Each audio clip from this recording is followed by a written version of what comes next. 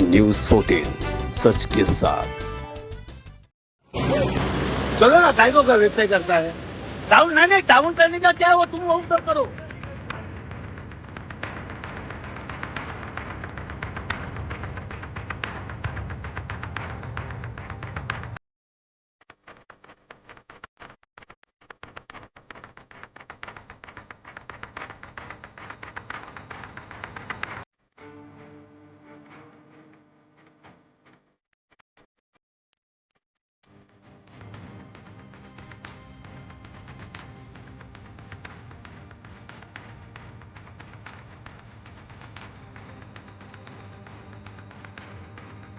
भिवंडी के फरीदबाग में अवैध पतरा शेड वॉल बाउंड्री पर चला मनपा का बुलडोजर।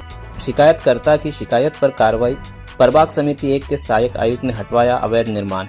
भिवंडी निजामपुर महानगर पालिका ने फरीदबाग इलाके में अवैध रूप से किए गए पतरा शेड वॉल बाउंड्री निर्माण पर कार्रवाई करते हुए उसे हटा दिया है। ये कार्रवाई स्थानीय निवासी शाहीन मुख्तार अहमद फरीद की शिकायत पर की गई। शिकायतकर्ता का कहना है कि सिटी सर्वे नंबर 4165 और 4166 पर अवैध रूप से पतरे की बाउंड्री बनाई गई थी। इस मामले में उन्होंने मनपा मुख्यालय में शिकायत दर्ज कराई थी, जिसके बाद प्रभाग समिति 1 के सहायक आयुक्त ने उच्च अधिकारियों के निर्देश पर कार्रवाई करते हुए अवैध निर्माण को हटा दिया। मनपा की इस कार्रवाई के दौरान अधिकारियों को काफी मशक्कत करनी पड़ी, लेकिन आखिर में अवैध पतरे की वॉल बाउंड्री को पूरी तरह से हटा दिया गया। शिकायतकर्ता ने महानगर पालिका की इस कार्रवाई की सराहना की और उम्मीद जताई कि भविष्य में भी अवैध निर्माण के खिलाफ सख्त कदम उठाए जाएंगे।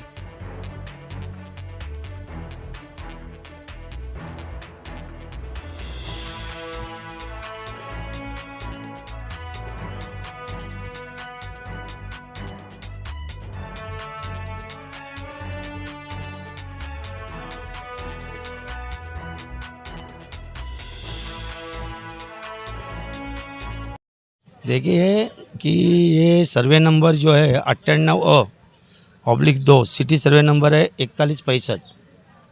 तो इनने जो कंप्लेंटदार है वो शाहीन मुख्तार अहमद फरीद है। इनने जब कंप्लेंट किया तो महानगर पालिका से जो भी प्रोसेस रहती है जो कार्रवाई करने का, वो कार्रवाई के हम अंतिम टप्पे तक आए और वो हिसाब से फिर टाउन प्लानिंग से हमने उसका अहवाल मांगा कि ये जो पतरा जो मारा है कि इनकी परमिशन दी गई कि नहीं। तो उनको टाउन प्लानिंग से आया कि परमिशन दी गई नहीं। तो उस हिसाब से उनको 260 की नोटिस दे के 7 दिन का उसको कागज़ पत्र सादर करने का परवानगी का डिक्लेयर किया था। लेकिन वो लोगों ने जो है जावेद इब्राहिम फरीद, रहीम जावेद फरीद, रूही जावेद फरीद, अफान जावेद फरीद, वो इतर ये लोगों ने कौन सा ही कागज़ पत्र परवानगी का वॉल कंपाउंड के पत्र का जो पत्रे का मारा है उसका कोई भी कागज़ पत्र सादर किया नहीं। तो उसी टाइम हमने उसको घोषित कर दिया अनधिकृत किया है करके वॉल कंपाउंड। और वो तरफ से माननीय उपायुक्त अतिक्रमण जो है इनके पास से फिर हम पूरा अहवाल दे के पुलिस बंदोबस्त लेने का तारीख निश्चित करके पुलिस बंदोबस्त लिया था। तो आज उनकी तारीख थी 20-3-2025।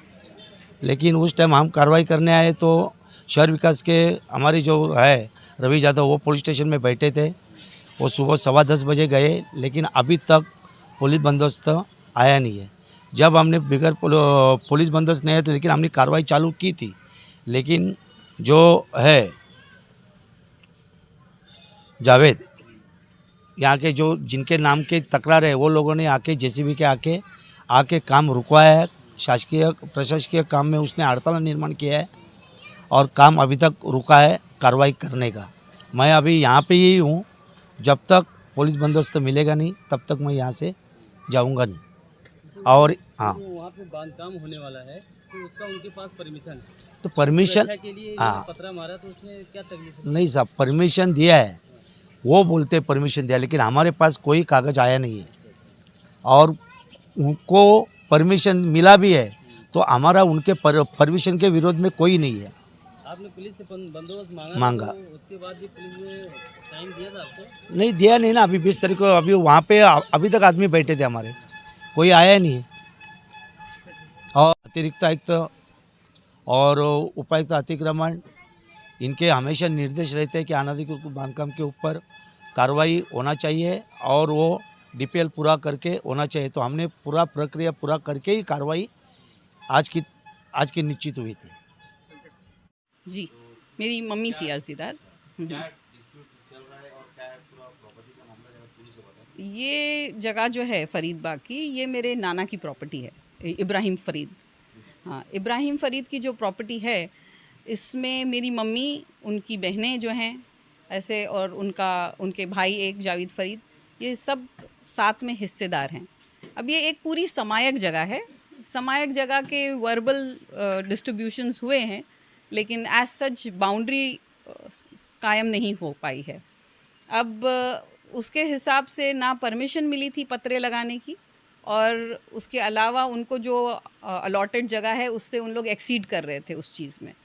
तो एक एप्लीकेशन डाली थी मेरी मम्मी ने और मेरे भाई ने म्यूनसिपैलिटी में कि ये ऐसे ऐसे इलीगल काम हुआ है, तो इस पर एक्शन लिया जाए। उसके ऊपर म्यूनसिपैलिटी ने कार्रवाई की, नोटिस लगाई कि आप अपने कागजात दाखिल करो, सामने वालों को नोटिस भेजी। उन्होंने कुछ पेपर्स भी दाखिल किए विच वेर नॉट लीगल इनफ।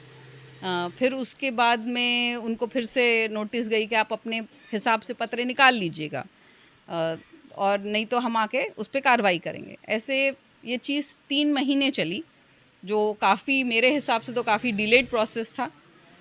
आज भी अल्हम्दुलिल्लाह वैसे तो हो गया काम, लेकिन 20 तारीख की पुलिस परमिशन की भी बात हुई थी, लेकिन पुलिस परमिशन के लिए भी हमको थोड़ा सा दौड़ भाग करना पड़ा, क्योंकि पुलिस का बोलना था कि रमज़ान का महीना है और वो नागपुर में भी कोई केस के वजह से उन लोग को थोड़ा सा, तो हम लोगों ने यही एक्सप्लेन किया कि भाई ये एक सिंपल पतरा निकालने का मैटर है, जिसका कोई परमिशन नहीं है आपके पास में।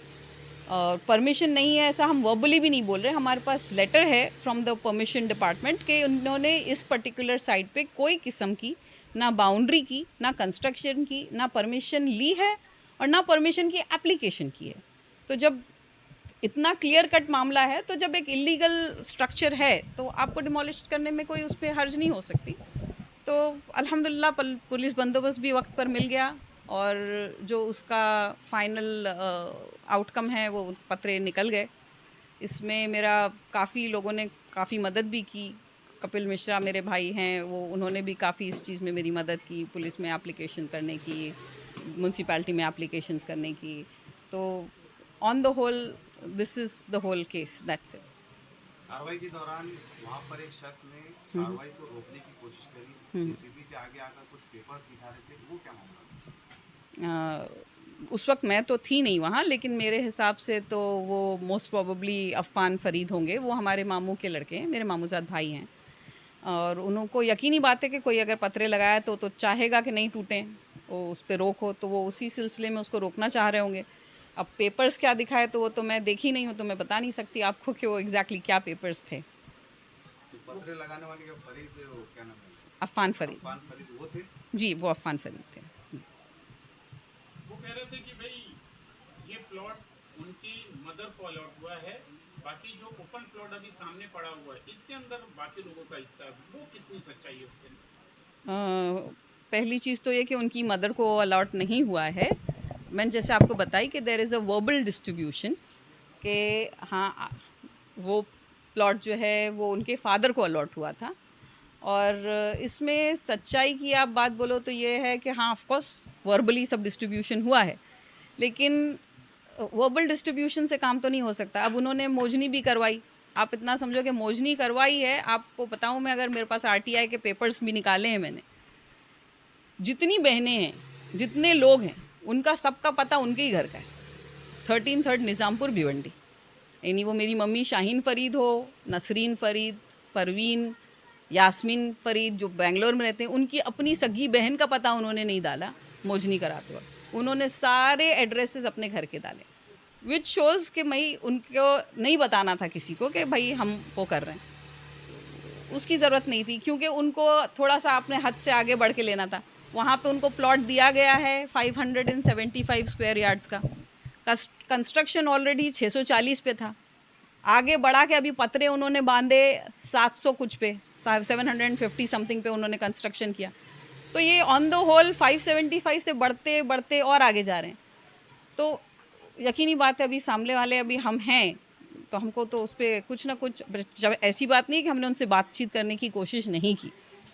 हमने खुद फ़ोन करके उनसे बोला कि आप एक बार मीटिंग कर लो।